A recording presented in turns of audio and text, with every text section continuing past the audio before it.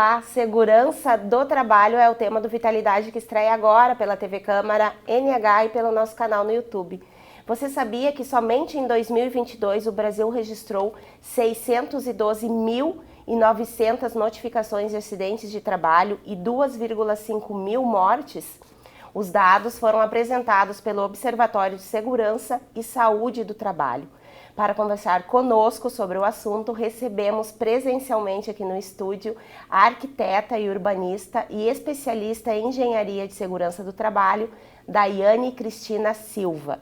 Hoje ela é engenheira de segurança do trabalho na Universidade Fevale, mas já atuou nos setores de telecomunicações, refeições coletivas, indústria têxtil e no ensino. Daiane, seja muito bem-vinda. Obrigada, Tati. Aqui nos estúdios da TV, tivemos a oportunidade de conversar sobre esse assunto em plena pandemia, mas de forma virtual, né? E agora, então, eu começo te perguntando se a pandemia, né, ela influenciou tanto para diminuir ou para aumentar em algumas outras áreas que foram mais solicitadas, né? O número de acidentes no trabalho, já que a gente conversou em 2021 e agora, né, em 2023, tu tem um panorama da situação. Sim, sim, Tati, a pandemia contribuiu para o cenário de segurança e saúde no trabalho como um todo, não só especialmente sobre os acidentes, né, em razão do número maior, principalmente de profissionais de saúde na linha de frente da pandemia. Quanto mais trabalhador exposto à condição de risco, maior o número de acidente, né? Mas também contribuiu para todo o cenário de mudança de cultura em segurança do trabalho. Nós entendemos não só a área hospitalar, que esteve bastante à frente, a equipe de saúde, mas todas as empresas que necessitaram retomar suas atividades para a atividade presencial durante o período pandêmico, o período mais crítico, precisou se adaptar em relação à segurança do trabalho, precisou adotar medidas preventivas para se proteger desse risco biológico que talvez não fosse tão comum para alguns segmentos da indústria. Então, eu acredito que a pandemia, ela contribuiu, ou pelo menos ela proporcionou oportunidade de melhoria e de inovação para se trabalhar de forma segura, também se protegendo do risco biológico. Eu falei no início os casos, né, tanto de acidentes quanto de mortes, né, e aqui temos dados também, justamente que vai ao encontro do que você falou, que a atividade de atendimento hospitalar é o setor com maior número de notificações de acidentes, né, com mais de 59 mil casos. E os técnicos de enfermagem foram os mais atendidos, então, com 39 mil atendimentos. E para complementar, então, a informação, os índices eles são coletados pelo Observatório de Segurança e Saúde no Trabalho, que é uma iniciativa, então, do Ministério Público do Trabalho e de outras organizações do governo e órgãos do governo federal. Nunca imaginava que seria essa profissão. Geralmente, quando a gente fala em acidente do trabalho, vem mais o setor industrial, né? E a gente já pensa em outros tipos de acidentes. Mas como são afetados, então, esses profissionais aqui fala técnicos e enfermagens, que são os com maior índice de acidentes? Isso, o Observatório traz no ano de 2022 e nos anos anteriores também o técnico de enfermagem, a área hospitalar sempre vem liderando ali o ranking ou nas primeiras posições de profissionais que mais se acidentam. Principalmente o acidente pérfuro cortante, o acidente punctório, que é a agulha, um bisturi, algum objeto que rompe a pele, dedos, mãos e acaba elevando esse índice de acidente de trabalho. Muitas das vezes este acidente é também um acidente grave, porque é um acidente biológico, né? Pode ter material biológico, sangue, secreções nesse objeto pérfuro cortante. Isso é muito importante, né? De se atuar de forma preventiva em razão dos riscos de um adoecimento por conta desse contato. Mas acaba que realmente a gente se surpreende mais com os índices ou com as matérias publicadas de acidentes de fratura, acidentes mais graves, né, dos setores da indústria ou da construção civil.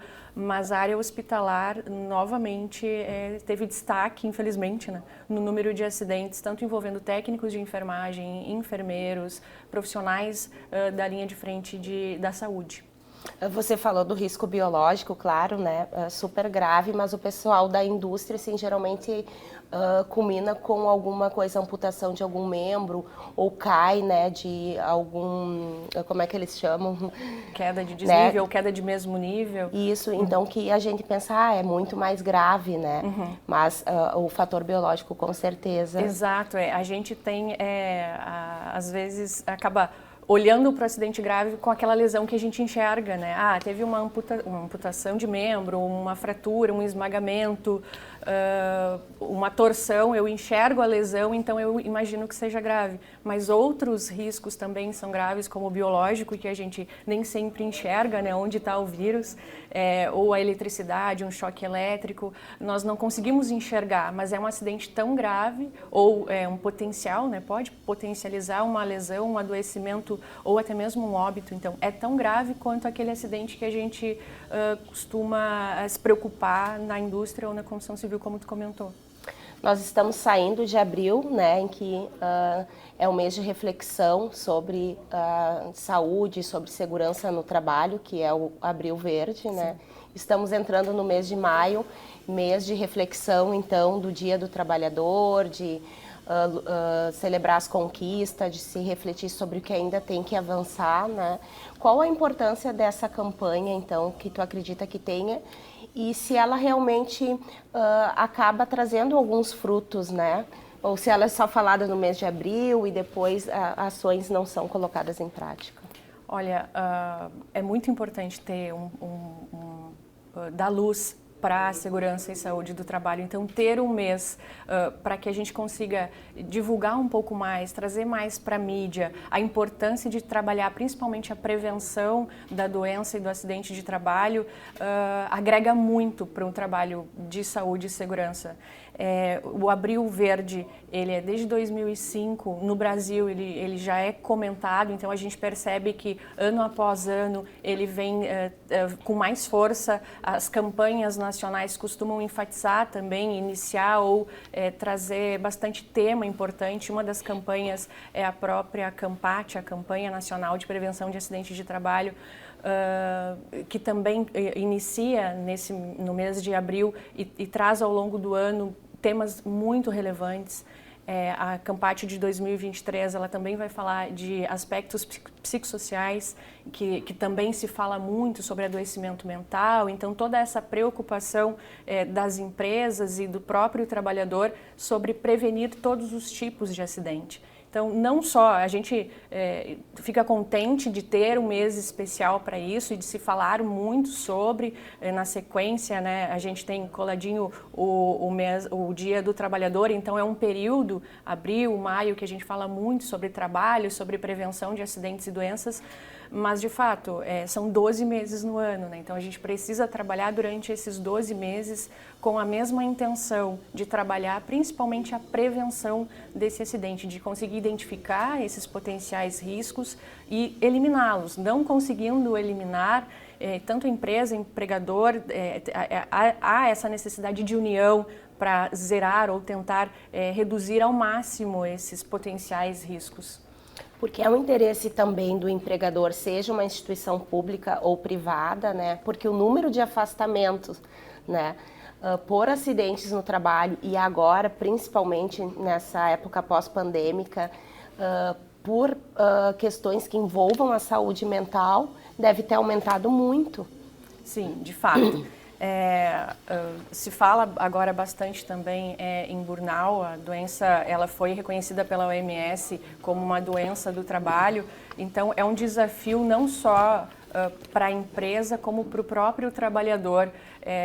A velocidade com que as coisas têm acontecido, o próprio período tenso e de grandes perdas da pandemia, traz um cenário muito diferente do que a gente tinha talvez 10 anos atrás. Então a gente tem mais riscos, por mais que a gente tenha mais informações para trabalhar a prevenção desses riscos, é tão acelerado que os riscos eles aumentam, e o risco de adoecimento por doença mental também vem acelerando, assim, também vem trazendo para as empresas e para, né, para todos os segmentos a importância de se trabalhar ações preventivas também para evitar esse adoecimento mental. Algumas empresas já têm feito movimentos ou já faziam movimentos e têm intensificado de ter um psicólogo no ambiente de trabalho, de ter um assistente social, de investir em incentivo para esportes, como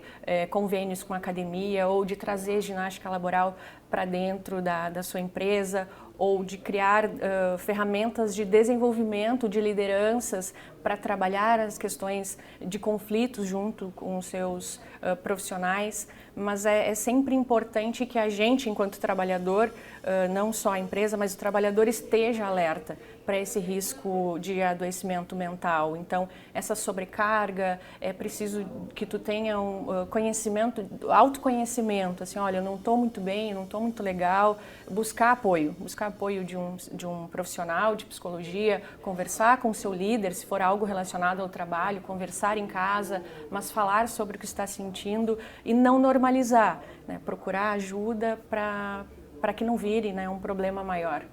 Todas essas questões, essas ações que você nos trouxe, mais referente assim à saúde mental, mas quanto aos outros tipos de acidente, que tipo de ações poderiam ser colocadas em práticas, né? Nós temos os EPIs, que são os equipamentos de proteção individual, e os equipamentos de proteção coletiva, né, os EPCs. Então, que atenção deve ser dada a esse tipo de equipamento, tanto então pelos empresários quanto pelo trabalhador, que também deve zelar pela sua saúde e entender a importância, né, de usá-los? Sim. As ações de prevenção, elas são sempre as melhores. É importante que as empresas tenham profissionais qualificados para olhar para esse cenário de atividade e entender os riscos dessas atividades. Claro que em conjunto com o trabalhador, mas que se tenha um técnico de segurança, um SESMIT, que é um serviço especializado em segurança e saúde do trabalho, ou ainda que a CIPA seja capacitada, a CIPA é a Comissão Interna de Prevenção de Acidentes, a CIPA seja capacitada a olhar para essa atividade e entender todos os riscos, assim como as lideranças, né? A segurança do trabalho, ela não está vinculada somente a um setor técnico ou somente à CIPA. Ela precisa ser institucional, todas as hierarquias da empresa precisam atender e se preocupar com a segurança do trabalho, mas em especial as ações de prevenção, que vão conseguir trabalhar para que aquele acidente não aconteça, aquela doença não aconteça. E existem diversos meios de tu buscar eliminar o risco, né, com ferramentas técnicas de eliminação. Não conseguindo eliminar o risco por medidas de engenharia ou medidas administrativas, existem formas, então, de tu reduzir os impactos. Uma das formas de reduzir é aplicar as proteções coletivas. Proteções coletivas como redes, essas redes que a gente vê na construção civil, né, de proteção para que o trabalhador não caia, ou sistemas de ancoragem, que nós chamamos de linha de vida, que é onde o colaborador ele pode conectar o seu cinto de segurança, então numa queda ele não vai cair, ele vai ficar preso à estrutura, isolamento de área, chuveiros de emergência, extintores de emergência. Todas essas proteções são proteções coletivas, elas protegem um grupo maior de pessoas. E também tem os EPIs, como tu comentou, que são os equipamentos de proteção individual, que como exemplo entram a luva, o óculos, o capacete, a botina. O EPI por si só, ele não vai evitar que o acidente aconteça, mas ele vai minimizar o dano. Então, se a empresa entendeu a necessidade de aplicar aquele equipamento de proteção individual, instruiu o uso, é importante que o trabalhador faça o uso daquele EPI, não para não sofrer uma penalidade ou para o técnico de segurança não incomodar. Não é essa a intenção. Então, tem que haver um autocuidado e um real entendimento de para que serve aquele equipamento. Aquele equipamento serve para me proteger. Então, eu sou a principal interessada em utilizar.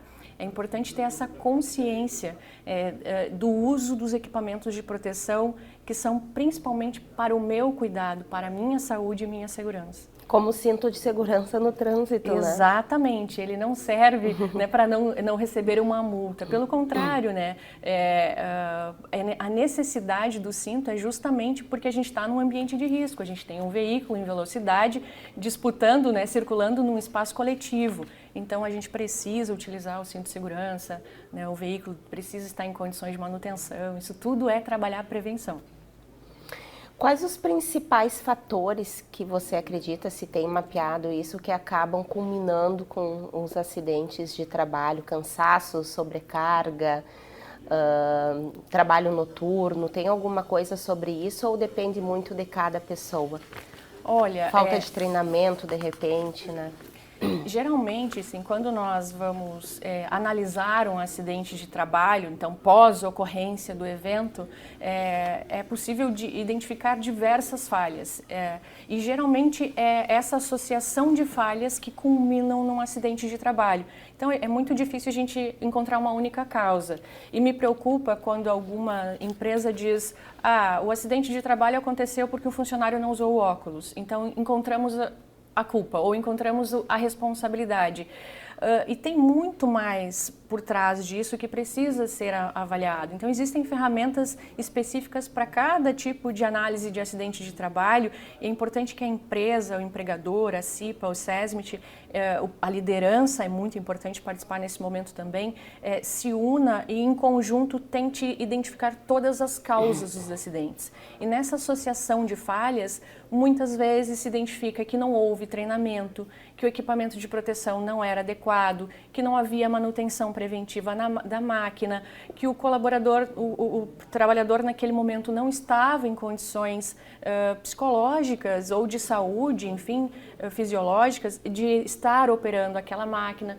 É importante, então, avaliar todas as possibilidades, né? Trabalhar a prevenção em todas as suas esferas e de forma conjunta, inclusive envolvendo o colaborador, envolvendo o trabalhador, porque ele tem o conhecimento da operação daquele equipamento ou da prestação daquele serviço. É enriquecedor quando tu traz o trabalhador, o acidentado, ou ainda preferencialmente antes do acidente, para discutir melhorias naquele processo de trabalho. Ele tem uma visão de operação que muitas vezes, por mais experiência que aquele profissional de segurança do trabalho tenha, ele não tem o domínio da execução. Então, juntando a expertise, o conhecimento técnico com o da operação, o resultado é muito mais satisfatório quando a gente trabalha também em prevenção. Nós falamos bastante de segurança do trabalho, percebemos diversas conquistas que estamos tendo, né? E agora, no mês do trabalhador, gostaria de te perguntar, não sei se foge da tua alçada de conhecimento, né? Mês do trabalhador, em pleno 2023, e ainda a gente percebe e encontra no Brasil e até mesmo aqui no Rio Grande do Sul trabalhadores em estado análogos ao da escravidão, né? Que certamente alguns relatos que não podiam nem comer direito ou dormir, muito menos ter acesso a todas essas condições, né? Você tem alguma contribuição a trazer nesse sentido? Olha, enquanto empregador, é preciso se cumprir todas as normativas de saúde e segurança do trabalho, né?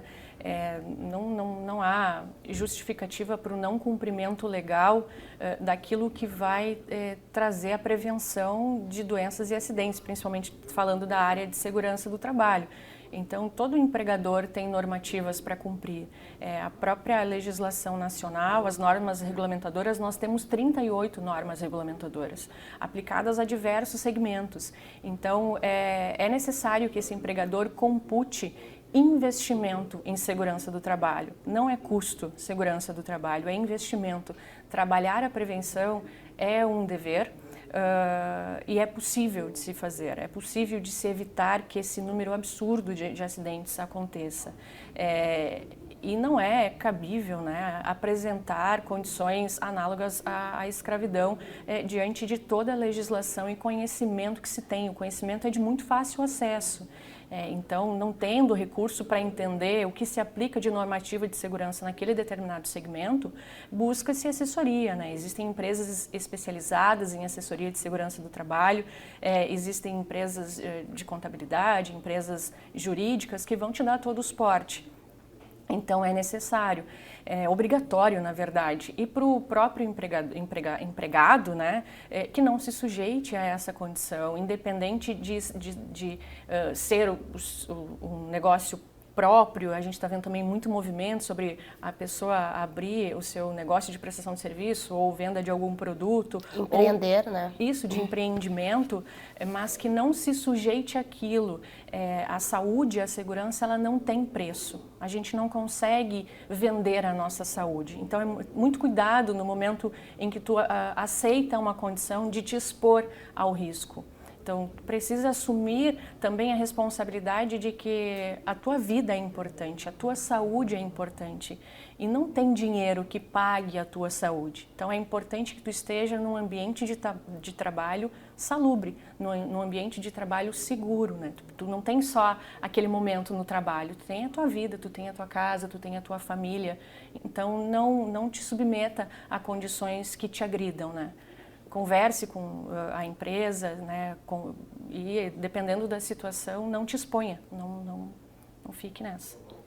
Estamos chegando ao final do nosso programa. Gostaria que fizesse as considerações finais, então, sobre o que nós debatemos no decorrer, né?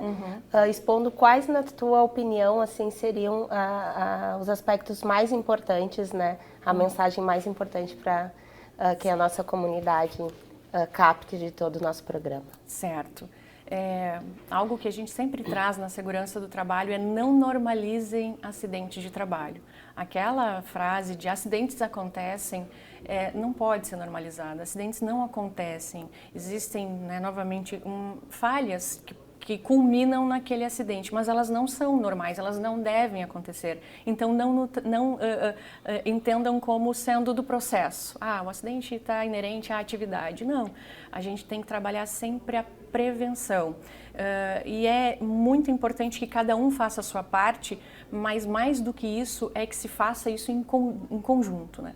O empregador e o empregado, os setores se unam para trabalhar a prevenção. E o colaborador, ele também peça a prevenção, ele também sinalize a importância das melhorias e adote as medidas que a empresa orienta. Então, é importante nos unirmos para reduzirmos esses índices. A gente não vem tendo boas notícias nos últimos anos em relação ao número de acidentes e doenças do trabalho, em relação a óbitos também. Então, a gente precisa parar e trabalhar a gestão de saúde e segurança do trabalho, né? Unir esforços para reduzir esse índice que não tem nada de benéfico para nós. Então, eu trago isso como uma das questões mais importantes e também trazer que um acidente de trabalho, na minha opinião, ele é sempre uma derrota, sempre. Todos perdem com um acidente de trabalho.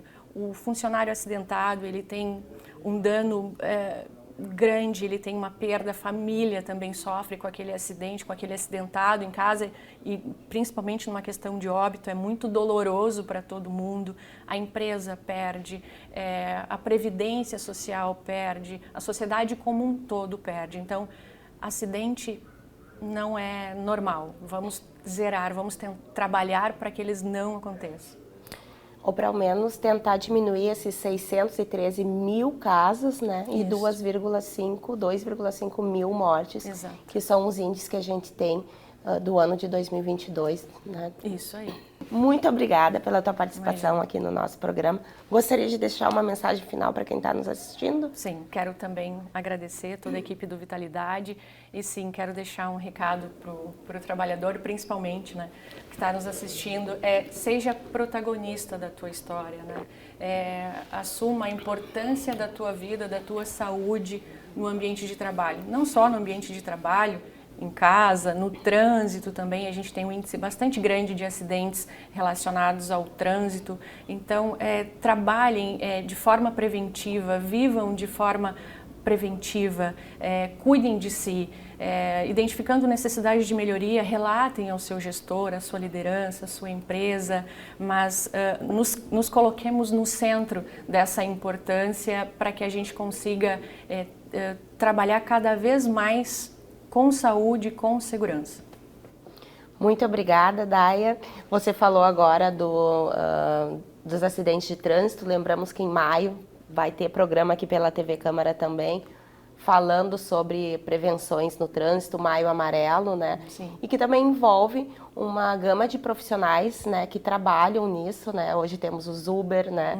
Além dos motoristas que trabalham com caminhões e transportes, né? E as pessoas mesmos que utilizam os automóveis para ir e vir. Então, vai ter programa aqui na TV Câmara sobre o Maio Amarelo. E gostaria de te agradecer por todas as explicações, todos os esclarecimentos que nos trouxe referente a esse Abril Verde e também ao mês do trabalhador, que é agora todo mês de maio. Obrigada pela tua presença. Tati, muito obrigada também. Chegamos ao fim de mais um Vitalidade. Nosso bate-papo de hoje foi sobre segurança do trabalho com a engenheira de segurança do trabalho da Universidade Fevale, Daiane Cristina Silva. O programa estará disponível em nossa programação e também no canal do YouTube. Obrigada pela sua companhia e até a próxima.